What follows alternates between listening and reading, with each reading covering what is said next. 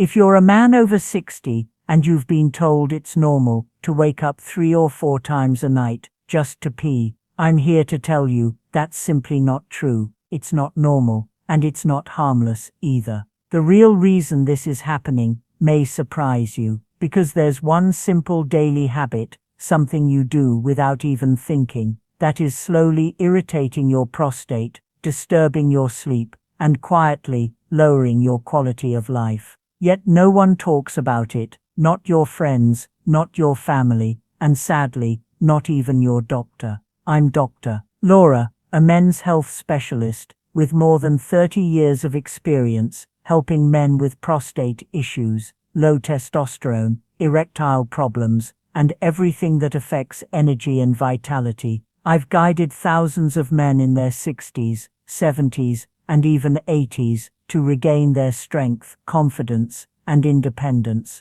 And today, I'm going to show you how. Most men think their prostate grows only because they're aging, but that's just half the truth. What if I told you age isn't the real issue? That one overlooked daily habit is creating silent inflammation that leads to urgency, dribbling, and those frustrating late-night bathroom runs. Stay with me, because in the next few minutes, I'll share what that habit is, why it's so harmful, and how you can stop it naturally, without drugs or surgery. I'll also give you a simple 15-second bedtime routine my patients use to finally sleep through the night and feel like themselves again. Before we dive in, if you haven't subscribed yet, take a moment to hit that button and turn on the bell so you don't miss any prostate health tips made for men over 60. And if this message speaks to you, type 1 in the comments. If not, type 0, so I know how to serve you better.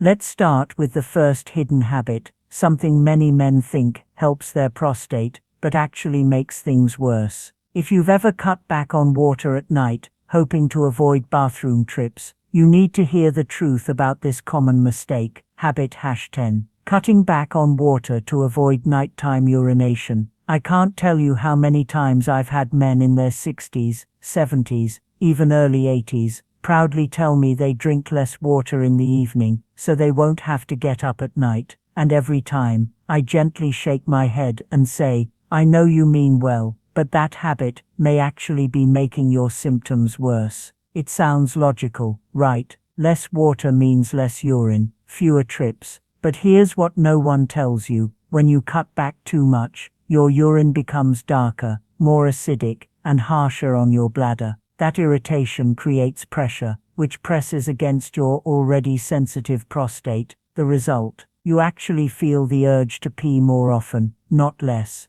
When the bladder keeps holding concentrated urine, it becomes overactive. It sends early signals to empty, even when it's only half full. That's why so many men wake up at 1 a.m., then 3 a.m., then 5 a.m., rushing to the bathroom, only to pass a small trickle. It's exhausting, it's frustrating, and it slowly eats away at your confidence and peace of mind. I've had patients nearly in tears, telling me they just want one full night's sleep. I get it, I truly do. But the solution is not depriving your body of water. In fact, dehydration is one of the biggest hidden triggers of prostate inflammation. Without enough water, your body can't flush toxins, tissues swell, and healing slows down. So what should you do? It's simple. Drink water steadily through the day. Don't wait until you're thirsty. By then you're already behind. Sip small amounts from morning until early evening.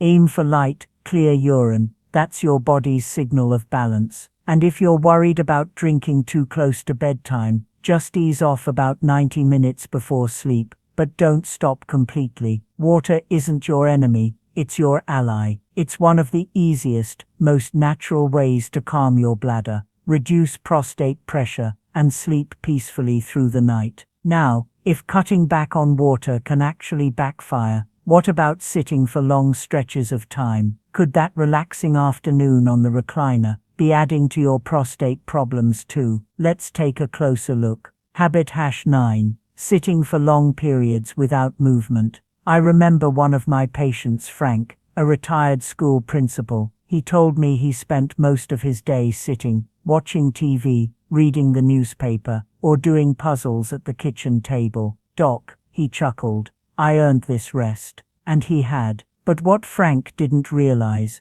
what most men don't realize, is that too much sitting quietly works against prostate health. Here's why. When you sit for hours without moving, you put steady pressure on your pelvic region. That pressure slows down blood flow to the prostate, and when blood flow decreases, inflammation rises. Your body can't bring nutrients in as well. It can't carry waste out as fast. The tissues around your prostate swell, and soon you notice urgency, a weaker stream, or even discomfort when sitting. It doesn't hit all at once. That's what makes it so sneaky. It builds slowly. A few extra bathroom trips, a restless night, a growing sense that something just isn't right. I've seen it again and again. Men who feel stuck in their chairs, and then trapped in a cycle of worsening symptoms. The truth is, our bodies were built to move. Movement isn't just about fitness, it's about circulation and energy. And for men over 60, it's one of the best ways to protect the prostate. The good news, you don't need a gym membership or heavy workouts. One simple rule can change everything. Every 30 minutes, stand up. That's it. Just stand, stretch, take a few steps, look out the window, set a reminder if needed. These mini movements release pressure, boost blood flow, and tell your body it's still active, still strong, still alive. Frank took this advice seriously. He set a timer and moved every half hour. Within 2 weeks, he was sleeping better. Within a month, he felt lighter, more energetic, and more in control. So if you spend long hours sitting, watching TV, reading, or just relaxing, remember, a still body invites hidden problems, a moving body invites healing. And speaking of hidden triggers, there's another one. Many men don't realize, your morning coffee, could that simple cup actually be irritating your prostate more than you think? Let's find out. Habit #8. Overconsumption of caffeine. I'll be honest, this one hits close to home. I love the smell of fresh coffee in the morning. That first sip feels like a small comfort, and for many of the men I see, especially in retirement, that daily cup becomes almost sacred. But here's the truth, too much caffeine, even from something as familiar as coffee or tea, can quietly disrupt your bladder and prostate. Caffeine is a stimulant. It doesn't just wake up your mind, it wakes up your whole urinary system. It makes you produce more urine and pushes your bladder muscles into action, which often leads to more frequent urges. For a younger man, this might not be a big deal, but for someone over 60, with a prostate that's already a bit enlarged, that extra push can tip things over the edge. You may find yourself rushing to the bathroom more often, especially later in the morning or afternoon. Or maybe you feel like you never quite empty fully. That lingering pressure,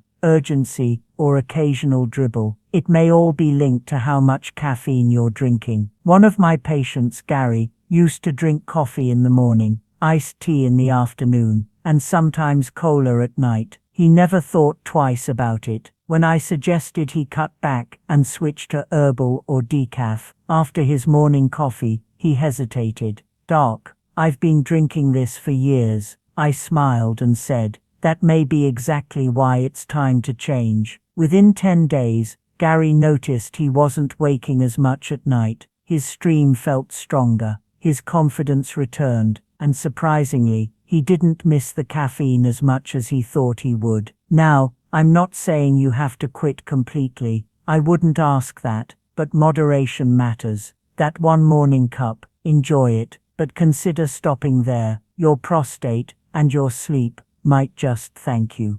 And since we're talking about what goes into our bodies, there's another type of food that's even harder on your hormones and prostate than caffeine, and chances are it's ending up on your plate more often than you realize. Let's talk about that now. I had a patient named Bill, 68 years old, who came to me completely frustrated. He said, "Doc, I've cut back on soda, I'm trying to walk more, but I'm still waking up at night to pee, and it's driving me crazy. I asked him to tell me about his daily meals. He paused, then laughed. Well, breakfast is usually bacon and eggs. Lunch might be a sandwich with deli meat, and I can't give up my spicy chili at dinner. That's when the real talk began. You see, what most men don't realize is that food isn't just fuel, it's also information. Everything you eat sends signals to your body, and processed foods like bacon, sausages, frozen dinners, and packaged snacks are sending the wrong signals to your prostate. These foods are full of chemicals, bad fats, and preservatives that trigger more inflammation in the body. When your prostate is already sensitive, that extra irritation makes symptoms worse. And it's not just processed foods. Spicy dishes, especially hot peppers, chili powders, and sauces, can directly irritate the bladder and pelvic nerves. When those nerves get overstimulated, it can feel like your bladder is full, even when it's not. That's why you may feel the urge to go more often, with less control and more discomfort. The bigger problem is how these foods affect your hormones. Many processed meals contain trans fats and added sugars that lower testosterone and raise estrogen. That hormonal imbalance drives prostate growth. So while it may not be obvious at first, the food on your plate could be making your symptoms worse day after day. When Bill switched to more natural meals like grilled chicken, leafy greens, avocado, berries, and a handful of walnuts, he didn't just feel better physically. He told me, "I feel more like myself, clearer, stronger, more in control." That's the power of eating to heal, instead of eating just out of habit. You don't have to be perfect, but you do need to pay attention. Start small. Cook more at home. Add one healthy food per day. Over time, your body will respond, your prostate will settle, and you'll finally sleep more peacefully. But even with the best diet, there's one daily habit men ignore all the time, something they think is harmless, but it slowly damages the prostate. Let's look at that next. It always surprises me how many men shrug off the habit of holding in their urine. They'll say, "I was stuck in traffic," or "the game was on, and I didn't want to miss it," or "I figured I'd wait for the next rest stop." I understand, life is busy, but as a doctor with more than 3 decades of experience treating men's health, I can tell you this small habit of holding it in is one of the most underestimated causes of prostate trouble I see. Here's what's really happening. Every time you resist the urge to go, your bladder stretches more than it should. It's like blowing up a balloon too much. Over and over again, that constant stretching creates downward pressure right onto your prostate. And your prostate, especially after age 60, isn't built to handle that kind of strain repeatedly. Over time, that pressure irritates delicate tissues, causes swelling, and even creates tiny injuries to the nerves and muscles that control urination. That's why men who hold it in often end up with a weak stream, that incomplete feeling after peeing, or even more frequent urges later on. It's your body's way of raising the alarm. There's more. When you keep delaying urination, your bladder may not fully empty, leaving behind small amounts of urine. That leftover urine becomes the perfect place for bacteria to grow, leading to infections that further inflame the prostate and irritate the bladder. I remember one patient, Tom, a retired firefighter. He told me he had trained himself for years to ignore the urge during emergencies. For him, it was almost a badge of honor. But now, at 67, he was waking up 5 times a night, constantly uncomfortable and frustrated. When I explained the connection, he looked down and said quietly, "I wish someone had told me this sooner." So here's what I tell every man: when your body says go, go. Don't wait. Don't hold it. Your bladder and prostate work together. When one suffers, the other does too. Listening to your body isn't weakness, it's wisdom. And while we're on the subject of daily damage, there's one habit even more destructive than holding your urine. It doesn't just affect your prostate,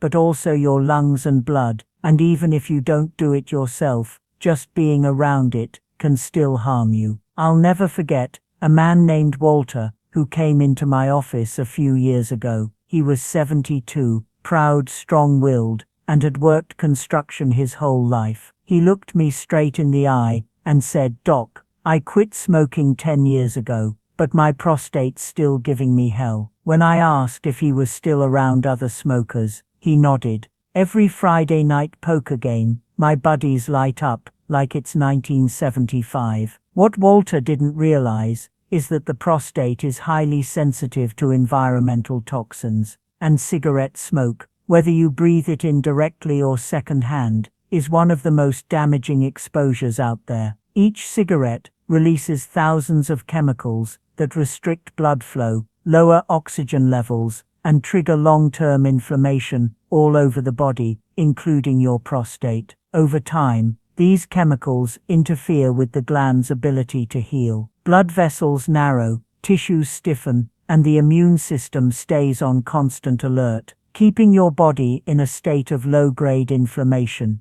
And if you're over 60, your body's ability to clear those toxins has already slowed, which means even occasional exposure can set your prostate health back. What's even more serious is that long-term exposure to cigarette smoke doesn't just worsen prostate enlargement, it also raises your risk of developing prostate cancer. This isn't to scare you, it's to wake you up, because it's never too late to change. If you're a smoker, please hear this with kindness. Quitting is tough, but it's the single greatest gift you can give your prostate, your heart, and your future. There's support out there, medications, therapy, and groups to help you succeed. And if you've already quit, that's something to be proud of. But stay careful. Avoid secondhand smoke as much as you can. Your health is still worth protecting. Walter finally took it seriously. He stopped going to the poker games in person and instead hosted them at his smoke-free home. Within weeks, his sleep improved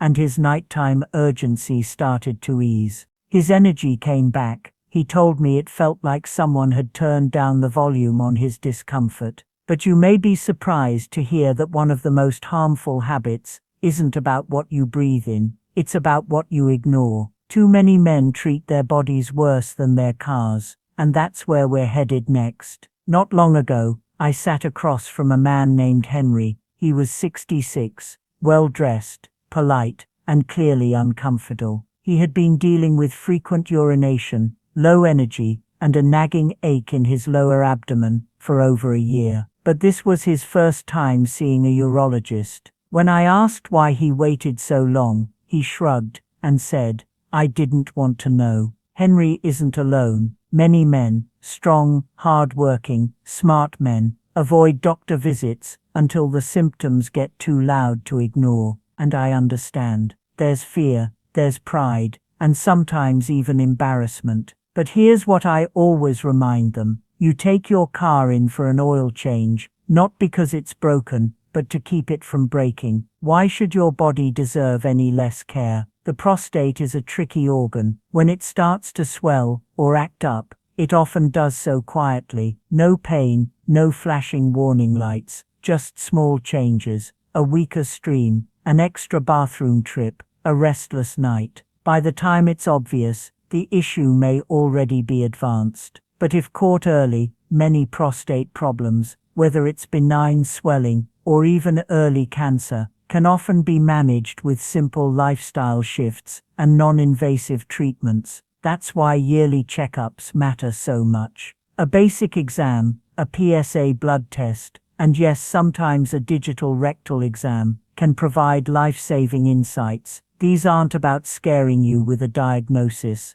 They're about protecting your health and giving you the chance to stay ahead of problems instead of chasing them later, when they're harder to treat. I told Henry exactly that. We ran a few simple tests, and luckily, we caught his issue early. With some small diet changes, stress management, and a light medication, he turned things around within a few months. But afterward, he looked at me and said, "I wish I hadn't waited. I could have saved myself a year of worry." So let me ask you, When was the last time you had your prostate checked? Not because something felt wrong, but because you wanted to stay healthy. If it's been more than a year, book that appointment. Your future self will thank you. And while getting checked is key, what you put on your plate every day matters just as much. The next habit involves something many of us grew up eating, but it may be quietly fueling your prostate troubles meal after meal.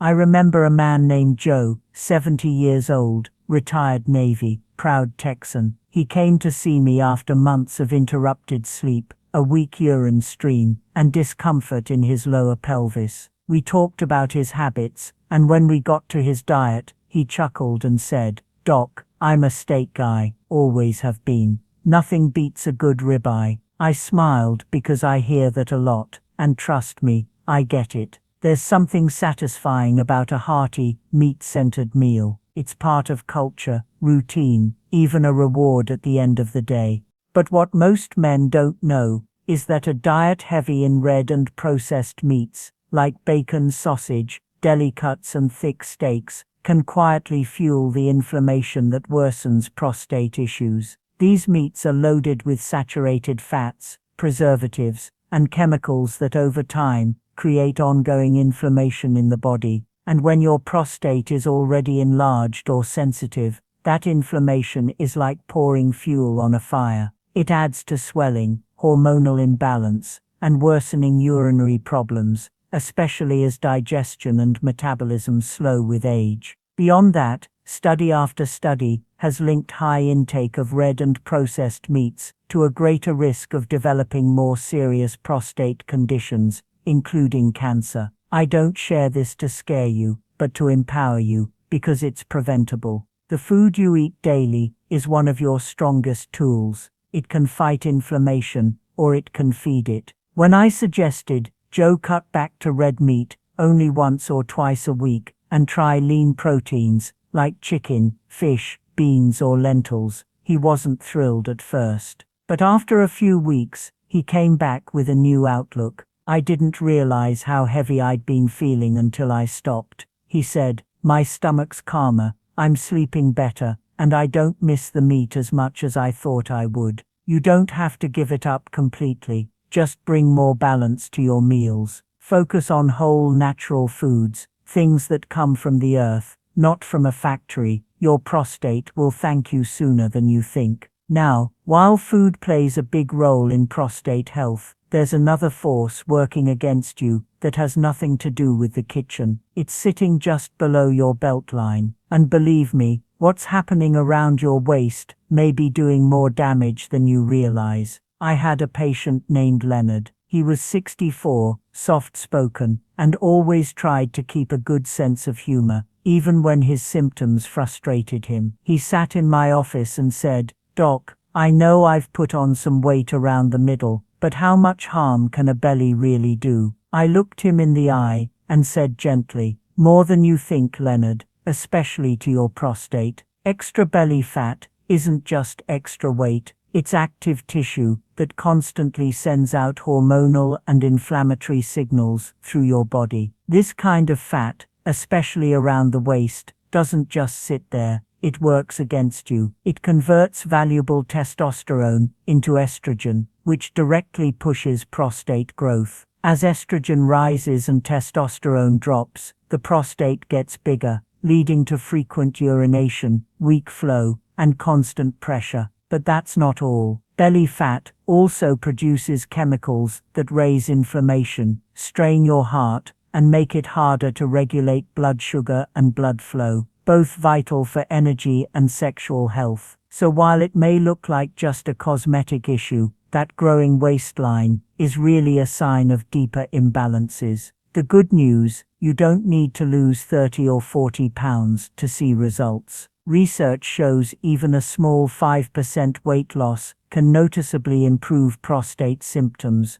and the path doesn't have to feel overwhelming. For Leonard, it started with small steps, a short walk in the morning, swapping sugary drinks for water, and adding an extra serving of vegetables at dinner. Within weeks, he noticed he wasn't waking up as often at night and had more energy during the day. It's not just my prostate, he told me. It feels like I'm getting a piece of myself back. The truth is, your waistline tells a story, and when you take steps to shrink it, you're not just losing inches, you're restoring balance where it matters most. But there's still one more habit we need to talk about. It's not something you eat, drink, or do. It's something you live with. And for many men, it's the hidden force driving all the others. It's the quiet enemy of your health. And now it's time we name it. Let's talk about it. Habit number 1, constant uncontrolled stress. Out of all the things we've discussed, your food, your routines, your choices, this is the one most men push aside, and yet it may be the strongest force affecting your prostate health. I've seen men sit across from me, polite, well put together, calm on the outside, but carrying years of heavy weight inside. One man, Richard, told me, "Doc, I'm not the type to talk about stress. I just keep going." I nodded, because I know that story too well. Many men, especially over 60, were taught to hold it all in, to stay strong, to never complain. But what we know now, both medically and emotionally, is that stress doesn't only stay in your mind, it lives in your body, and your prostate feels it. When stress is constant, your body makes high levels of cortisol, the stress hormone. Cortisol sparks inflammation, tightens pelvic muscles, throws off hormones, and disturbs sleep. Over time, it lowers testosterone and raises sensitivity to pain and pressure in the pelvic area. This creates the perfect setup for prostate problems to start and stay. You may find yourself clenching your stomach without knowing, or tossing in bed at night, unable to rest. Maybe your patience is shorter, your energy lower, your drive weaker, all signs that stress is quietly draining you from the inside. Richard finally shared the pressure he carried, worries about his family, money, and his purpose after retiring. That's when we began to rebuild, not with pills, but with purpose. Just 10 minutes of deep breathing, a morning walk, journaling once a week, meeting with friends, and most importantly, allowing himself to rest without guilt. Within weeks, his symptoms began to calm, his sleep improved, his bathroom trips eased, and he told me, "I didn't realize how much I was holding until I let it go." Managing stress isn't weakness, it's wisdom, it's taking charge of your health, and it may be the foundation that makes every other habit easier to change. So now we've uncovered all 10 habits, some obvious, some hidden, that silently fuel prostate swelling and discomfort. But don't let this feel like too much, because before we end, I want to share something that ties it all together. A simple nightly ritual that takes just 15 seconds, but has changed life for so many of my patients. Let's wrap this up. Over the years, I, Dr. Laura, have sat across from hundreds of men, just like you, tired, worried,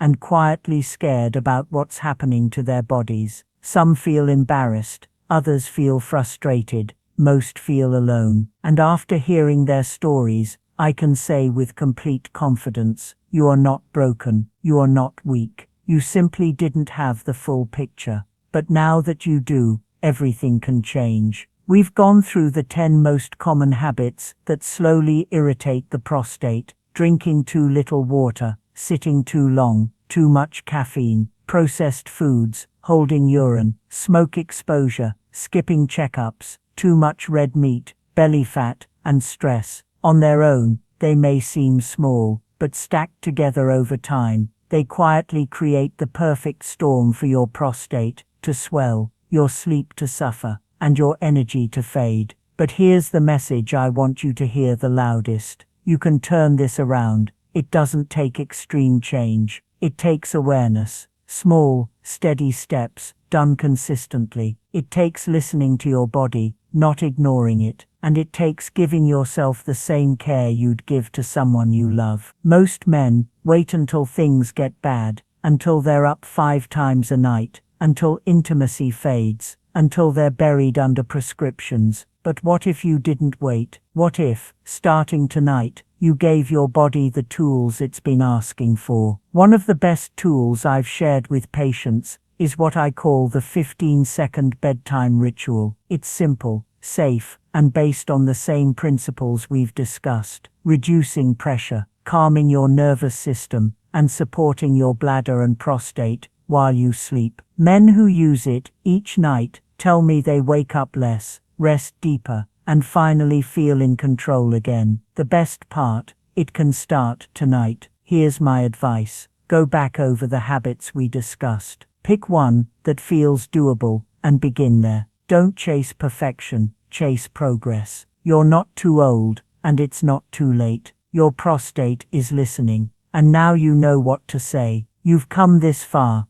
and that tells me you're ready. Let's take this step forward together. If this video gave you even a little help, please like it. It shows me this work matters. Share it with a brother, a friend, or someone you care about who may be struggling quietly. And I'd love to hear from you. Drop a comment and tell me which habit hit home the most. Your words matter. And if you'd like to support this channel so we can reach more men over 60 with life-changing health advice, consider a small donation. Every bit helps us create more for you. Thank you for being here.